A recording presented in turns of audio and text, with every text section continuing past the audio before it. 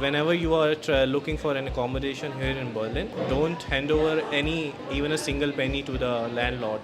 Before that, you go and check the apartment personally. Once the landlord hand over the keys to you, then only you.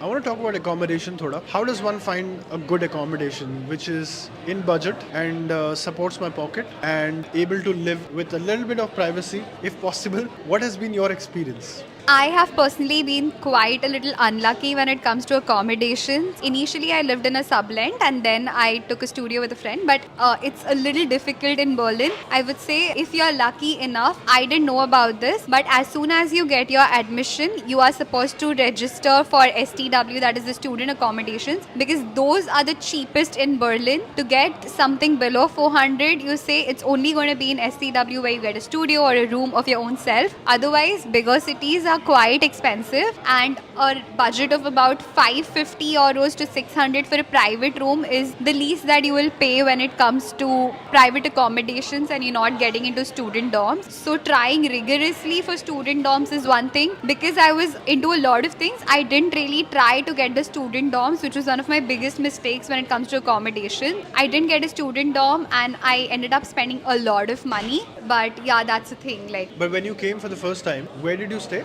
I lived in a sublend for about 3 months with a German lady. I had my own private room over there in her house, so there was privacy, as you said, but it wasn't the most safest or the most cheapest option available for a student. But like how much were you paying, you said? 3? I was paying 510 euros for a private room. Wow. What about deposit? Did you pay any deposit? Yes, my deposit was 1000 euros. Wow. And my Did rent you get was everything back or no? Yeah, I got everything right? back, but it was a hustle. So the lady who I was living with was herself a tenant of a German landlord, and the landlord owned the whole building, and he was sweet enough to me. So the lady wasn't giving me my deposit back, so I had to contact the landlord, and the landlord had to fight for me. So that was a good thing. Like I had a good German person's experience, but I got my whole 1000 euros back. Right. That I was have the to thing. say, like, there are a lot of wrong people in this business now. Yeah. You know, what was your experience like looking for accommodation here? Anything horrible happened to you personally? Like, I always got the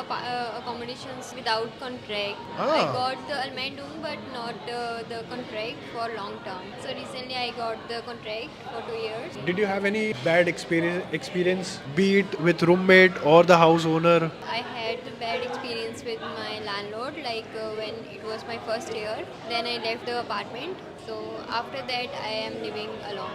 Right. How does one stay happily with flatmates? I Well, can't this is say. something which is lately I'm hearing so many horror stories here. You have not lived in a setup like that? Okay. You said boundaries which are very strong to break. Say no when your flatmates ask you for something and you're not comfortable with it. Just say no bluntly and stand on your point. If they be like, oh my god, can you do this for me? And just say no.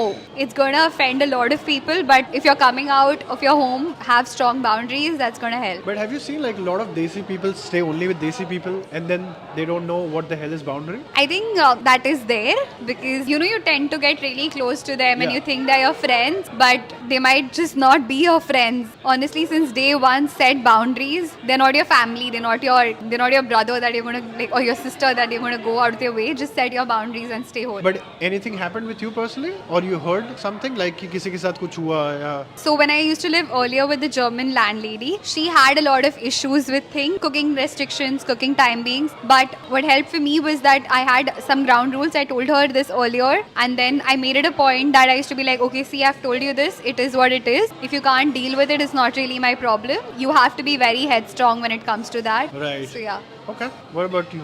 Any experience of living with people? I don't have any experience living with people here. You have From always lived alone? My first apartment was a studio apartment, which was a sublet. I luckily got it before my arrival in Germany, and I was fortunate enough for that. And I would say it's pretty hard to get an accommodation currently in Germany because just recently my sublet has been ended. But before that, in August, I was looking for the accommodation everywhere possible, be it like Berlinovo be like Berlinovo, STW, and the other websites like VG Gasu. There is another website which is Uni Places and Immobilien Scout. Everywhere I was looking, but I was just getting rejections. And I also remember a place I went to look for the apartment. I won't say the name of the agency, but they were trying to lend me a room without even a proper apartment viewing. And I got a bit skeptical before taking the keys and giving my deposit. I requested them to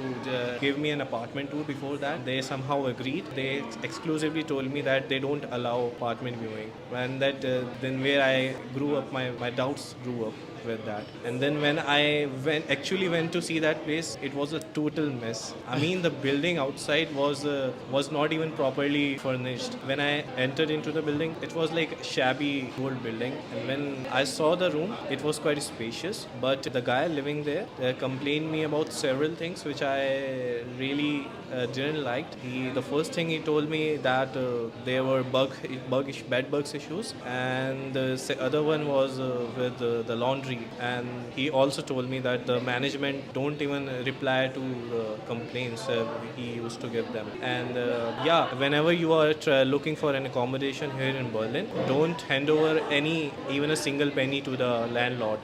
Before that, you go and check the apartment personally, and once the landlord hand over the keys to you, then only you pay them the deposit as well as the rent. Right.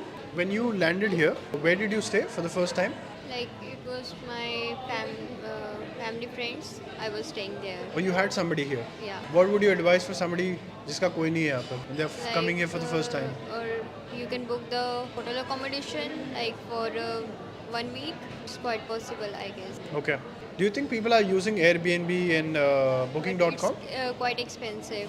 Yeah. Airbnbs. I guess in Europe hotels are or like dormitories. It's cheap. The bunker bed wala na? Right. The hostels are cheaper, I guess. Cost is 20 euros per day. Per night. Yeah. And I remember like when I came, I stayed in one of the hostels in Checkpoint Charlie. It was 9 euros per night. Not anymore, I'm pretty sure. It's Yeah, probably it was cheaper, but now it's like 20, 25. 20, 25, depending on the area as well, right? Where Yeah, it is. exactly. Okay.